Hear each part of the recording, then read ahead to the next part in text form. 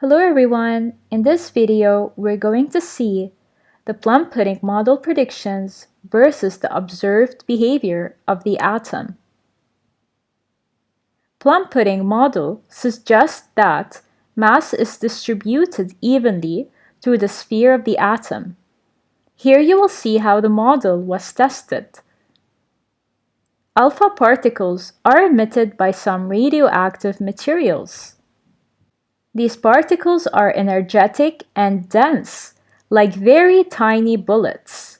In the early part of the 20th century, scientists first fired alpha particle at the thin layers of gold. Let's click fire and see the plum pudding model prediction.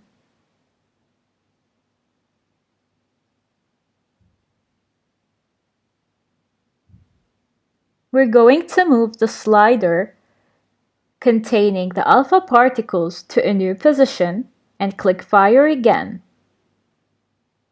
We can see that the alpha particles are moving in a straight line. The gold atoms were not expected to put up much resistance to the alpha particle. So let's click fire and notice what's happening. We'll change the position of the slider again.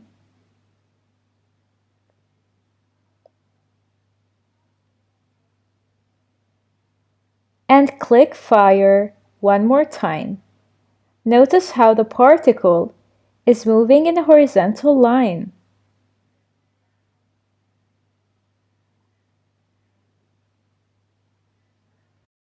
The second panel indicates what was actually observed. So let's click fire.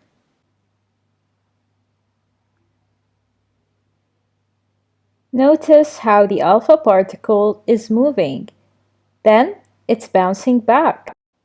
Now we will change the position of the slider and click fire again.